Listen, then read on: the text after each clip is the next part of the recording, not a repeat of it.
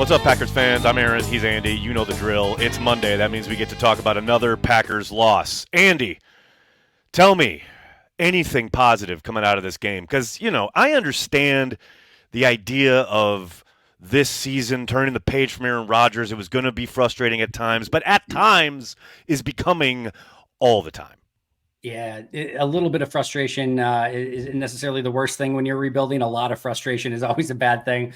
All right, let's start with positives. I thought you actually hit the nail on the head when you tweeted out the two players on defense, Preston Smith, TJ Slayton. Thought both of them played really good football this week, which was nice to see. Thought Elton Jenkins had one of his best weeks of football this week. That was a nice positive to see. Everything else was pretty much unmitigatedly terrible. But, Other than that, Mrs. Lincoln. Those were a few positives to take away at least. And run defense, 2 yards per carry run defense. 2 yards per carry. This is a game where you can't even get excited about that because, and here's the thing, and I know you know this, but so you get them, you stop because they tried to run on first down quite a bit, and the Packers defense was very stout on first down, getting them into second down. And then second down, they give up like 4 or 5 yards, something, maybe 3 or 2, and you're like in third and long, and you're thinking that should be an advantage for the defense. It should be. However, in Green Bay, that is not the case. That is, hey, let's make sure we play deep coverage so that we keep everything in front of us and then rally and tackle, except they always seem to forget the rally and tackle part.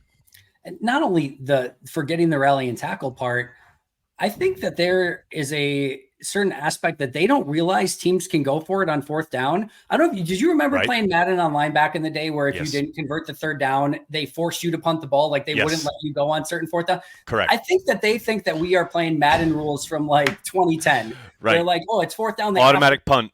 It's like this team leads the league in giving up 1 less yard than needed on third down. So it'll be 3rd and 14, they give up 13. It's 3rd and 10, they give up 9. And then, of course... And then lo and behold, what does that mean for fourth down, Andy? Let the people know. It was only 1 for 1, but on the year, they gave up a ton of those fourth down conversions. Minnesota's dumb to kick the first I couldn't believe that first drive. I couldn't believe Minnesota kicked the field goal. I couldn't believe it. No, me neither. But thank you, Minnesota. That's another thing. Like Minnesota, like the Raiders earlier this year, did everything they could to just keep being like, "Hey, you want to stay in this game?" They're like, "We're happy to have you stay in this game," and we're like, we're fine. Nope. But here's the other. Okay, so it feels like low-hanging fruit to pick on Joe Barry and the defense because there are so many kind of repeatable kind of things that we've gotten used to. Right? It's a rhythm almost. Like yes, they will. Every once in a while, produce a 3 and out or create, a negative play. And you think, okay, there's, a glimpse of something. But then you flip it over on the offensive side of the ball. My God. I mean, you talk about a team that cannot get out of its own way. And more than anything, and look, no one is saying that Jordan Love is playing perfect ball. But my God, can someone make a play for this kid at some point? It was beyond belief yesterday how almost every single eligible receiver on the roster took turns dropping a ball or not fighting for a ball that should have helped not only Jordan Love but the offense in general. It's bewildering to me to watch that output yesterday. It really is. I mean, you've obviously have the huge one with Jaden Reed where it hits him right in the hands. He's got every opportunity not only to catch a ball and make a play and get, 20, 30 yards on the play, somewhere around there. Right. But to not even have it be broken up, but then to have it just ripped away and intercepted and going in the opposite direction, just a massive play in the game, clearly, and not on Jordan really in any way, shape, or form. Then you've got, Christian Watson, I think had 4 opportunities for 50-50 jump balls. Yep. This is a 6'4" super freak athlete that should be able to go up in sky and get a ball and have a my ball mentality and say, listen, if he comes up with one of the 4, I'm cool with it. They're not easy plays.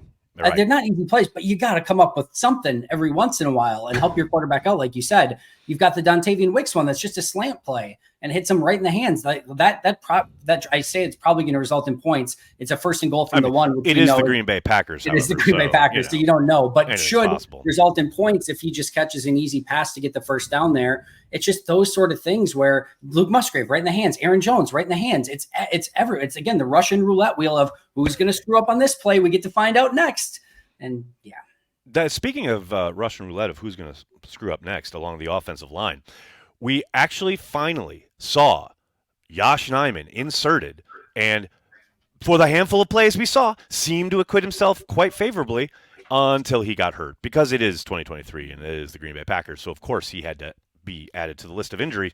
But it's fascinating to me how we can see that, right? And then we can see Josh Myers on the very first drive of the game on a 3rd and short. I guess completely decide that I'm not going to block the defensive tackle. And look, I don't know what the blocking assignments are. I'm imagining they wanted the defensive tackle blocked. That's my guesswork here.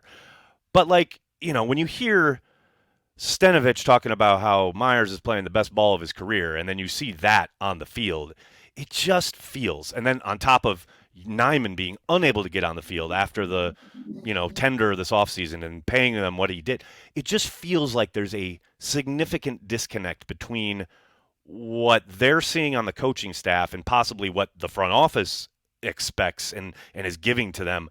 And for the life of me, I can't figure out, is it just a possible, we are going to go through the season come hell or high water because we want these guys to get as much experience as possible? Because there's no other, possible explanation in my book after watching guys make repeated mistakes. Yeah, and it's hard to even come to that conclusion because if that's the case, right?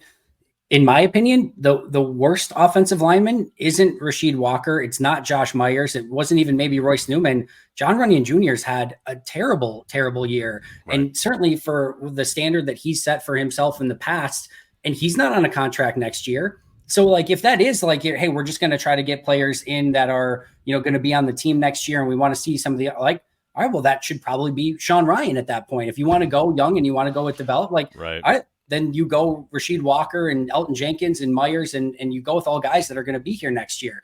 But it's not that. So is it just what they're putting on the tape and on the field? Because again, it's hard to get behind some of the Rasheed Walker decisions.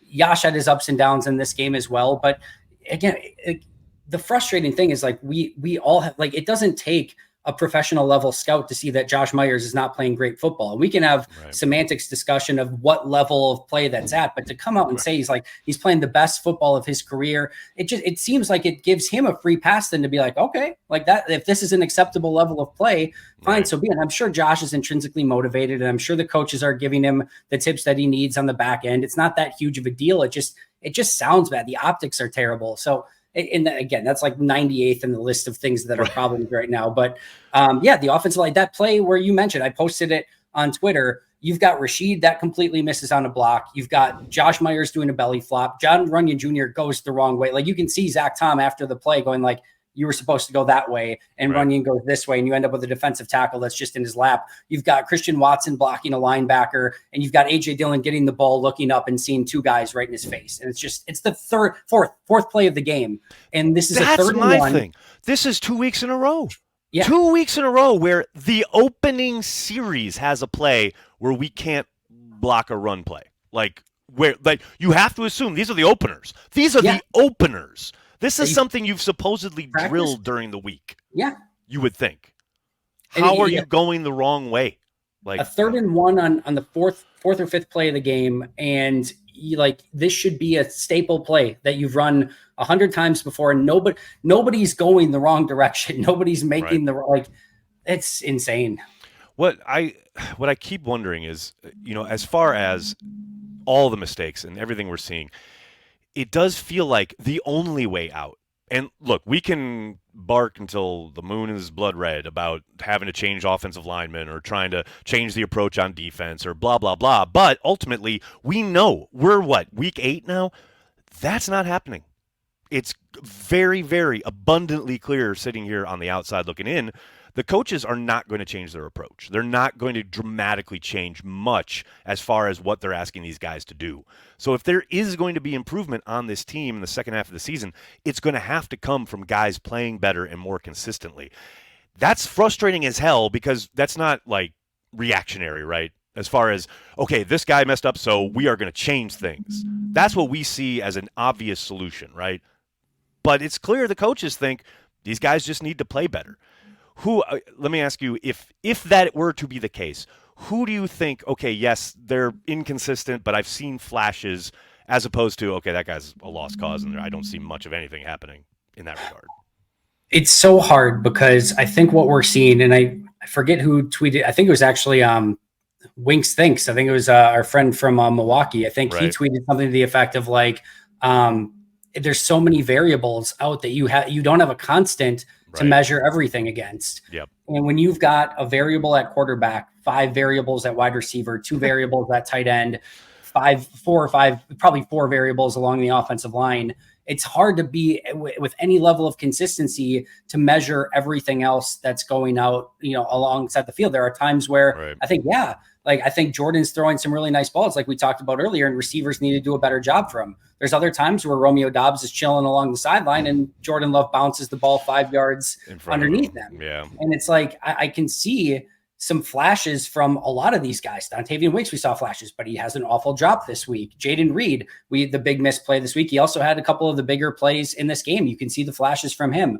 As far as like lost cause, it's hard. I don't think any of these young rookie wide receivers or tight ends, Jordan Love, I don't think any of them are lost causes at this point. I think you just need to see a better level of consistency from just about everyone. And I still think, and maybe this is just me being dumb, I think if everyone just plays a tiny bit better and just makes some of the simple things happen, it would really be shocking to see just how much better this team plays on Sunday. I'm not saying it's playoff worthy football or anything like that, but I promise you it's competitive football. It's a much better brand of football than what we've been seeing so far.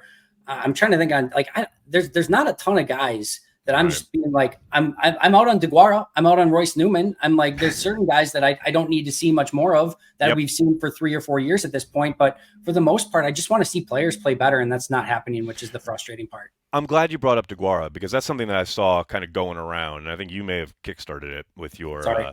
re-evaluation of the draft classes of the last like 4 or 5 years or whatever it was. But I mean, you bring up a good point, right? I mean, as far as the timing on the switch, the timing of turning the page from Aaron Rodgers to Jordan Love, he doesn't have a ton of vet support because a lot of the guts of those drafts that were leading up to this changeover, I think he's done better these last couple drafts. But you go back to 2020, you go back to 2019, 2020, man, it's a wasteland. Yeah. Most of the guys aren't even here anymore, and if they are, they're like DeGuara, and they're not really helping you in any significant way. Does Brian going forward, and I don't expect, we're recording this the day before the trade deadline. I highly doubt the Packers are involved in any way as far as being buyers or sellers. But looking to, down the stretch here and then going into the offseason, do you think he has to or does entertain the idea of making some significant changes slash investments because of needing to support, I mean, just the players he's accumulated and put on the field in a way that he hasn't with a draft and develop philosophy? I mean, we did see him back in 2019 where he did make a number of signings, right? That kind of, I mean, for the Green Bay Packers, a bit of a splash in free agency, signing 4 guys off the street, all kind of significantly early in the process. Or do you think they continue down this road of like, look, those drafts just didn't work out, and we're going to continue to draft and develop. We've got some promising guys here now, and that's going to be the way forward. Yeah, Green Bay would never be stubborn about anything like I don't that. know what you're talking about. Green Bay? Stubborn? No.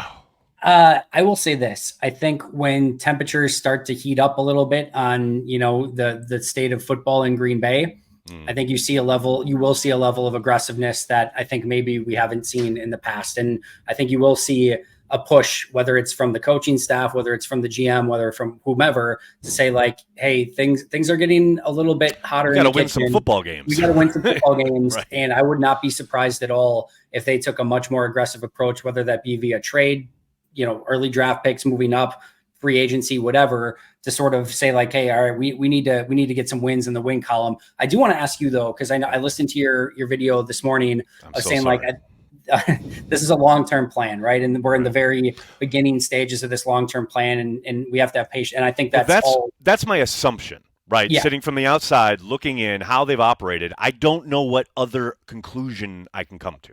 That's my takeaway. right? And I think that's totally fair. It's not anything that I necessarily disagree with. I'm more just curious of like, so here, I want to give you my read of what their vision was, and I want you then to be able to rip it to shreds in any way that you would like. Right. Um, I think that they thought, and maybe it's just because it's kind of what I thought too.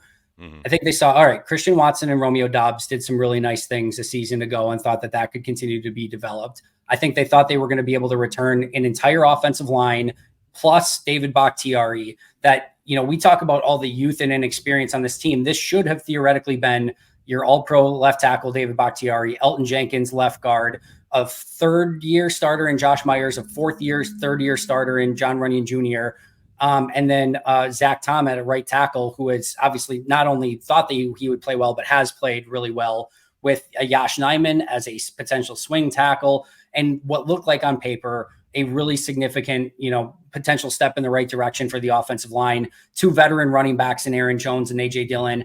I think they thought, all right, you've got this fourth-year quarterback, you've got some extreme youth and inexperience on the outside, but two wide receivers that we've seen some results from, and we're going to give you this returning offensive line with Bakhtiari, two veteran running backs, and we think that this offensive line in the running game will be able to get you through some things, and again, the pass protection on the offensive line, while Love and these wide receivers work out some of the issues that are inherently going to be there through the youth of this team. And then you have Bakhtiari have the injury. Aaron Jones has played such a small percentage of the snaps so far this year. And the two biggest pieces of that have basically been a non-factor through the course of the season. The one game where they were a factor, they won very easily. They walked up and down the field at times. Exactly. When the coaching staff deigned to use Aaron Jones. Aaron Jones, right? Exactly. So I think that happens. And then you've got, I think up until this week, Jenkins, who hadn't been playing as well, also hurt. Myers didn't step up. Runyon doesn't step up. And Zach Tom's kind of the only guy that does. Meanwhile, Dobbs and Watson kind of take, whether we want to call it a step back or just are going through some growing pains, whatever it is. I think they thought they had somewhat of a vision to get through this with hopefully a defense that was going to take a step that also hasn't taken a step. And now you had this kind of vision for like, hey, we can kind of win some games while we're going through this. And now it just all is kind of crumbled underneath them. So I think it's a long-term plan, but I think were still hoping to have short-term success in some capacity. Yeah. I mean, absolutely. I don't think it was ever the idea of, we're going to lose a ton of games this year. Yeah. While we do this, right? But to your point, 100%, yes, they thought they had a way of working with Bakhtiari the end of last year, keeping him on the field, appendectomies notwithstanding. Yep. It's like, yeah, okay, we figured out how to keep him on the field. He is the best in the business when he's out there. To your point, we got the best left side of football with him and Jenkins together. We've got, a guy who's coming up at center, third year, hopefully starts, materializing, so to speak. You got these running backs. The best back hasn't been healthy at all. They haven't had any health up front. I think 100% the things they were counting on fell apart on them. And it's not worst case scenario by any stretch, and this is where I come down on the disconnect part. Okay, so I would think, me being a practical man, that's how I roll, is, okay, these things that we expected to be there have seriously disappeared or not materialized. So if I'm Brian, I'm sitting there going, well, you've still got pieces, but why are we running out 4 wide, 5 empty when we don't have the experience to do that? Jordan is searching for anything and we can't hold up front. And where are well, I think we should be meshing teams to death. We should be should be spamming rollouts where you have a delineated read. If it's not there deep, hit your check down, on to the next play. But instead, we're seeing lots of this long developing, multi-progression, a bunch of different concepts. I'm confused as to the approach. Or button it up, 3 yards in a cloud of dust. Yes, it's going to be boring. Yes, it's going to be ugly. But there's a better chance of success there than there is in whatever the hell they keep trying to accomplish on offense with the pieces they have. And this is something I used to yell about with McCarthy, and I'm starting to yell about it with LaFleur. And maybe it's a coaching thing. Maybe it's like an NFL coach's thing, right? Coach the team you have. But it's so clear that they are, and this is why I asked you the question before, it's they're so insistent on, no, we're going to do it our way. This is our system. You've got to play better. Well, I think we've seen, not the best of these guys, but we've seen how they operate in the framework and the structure that you're giving them. Maybe try a different structure. That's to me. That's I gotta think Brian's probably pulling his hair out in the press box every week, like watching them, operate the way they are on offense. I mean, I just yeah, it's frustrating, and it's the thing where if there was an easy answer, I'm sure they would find it. But I think Yep. that's a component. It's to me, it feels like it has to be a component of it. You know what I Yeah, mean? we're in lockstep. The confusion of the offense and what they're trying to accomplish on a week to week basis. And again, when you don't have a staple of something you do well, it's really hard to kind of base anything off of anything Oh, else. they And do something well. They get holding calls and delay of games number and one, and number and one. man, shooting themselves in the foot. That's what they're really good at. That is their number one priority. All right, looking at the Rams game, is this the one game they can win for the rest of the year? Well, if Matthew Stafford is out, there's definitely that opportunity. It looks like You he's know what I probably mean? going to be out. Get Brett Rippon versus Jordan Love. What more could you possibly want? Lambeau Field, Sunday matchup, marquee. Throwback jerseys reportedly, so Ooh, maybe we'll get 1950s style play to go with the 1950s jersey. It'll be great. It'll that would be that's nice. that's what I'm expecting anyway. Yeah, I mean, Andy, Andy, yeah, you're an they could absolute win this legend. I game. can't I can't thank you enough, man. Yeah, I really get on here and I just like kind of like explode on you, and you always like take it so well and calm me down, and I really appreciate it. I do my best, and happy to do it again next week if we need more therapy. We're, Hopefully, we don't. we're going to, Yeah, regardless, even if they win. Like I'm sure I'll find stuff that I'm upset about. fair. Thanks so much, Andy. Thanks, Aaron.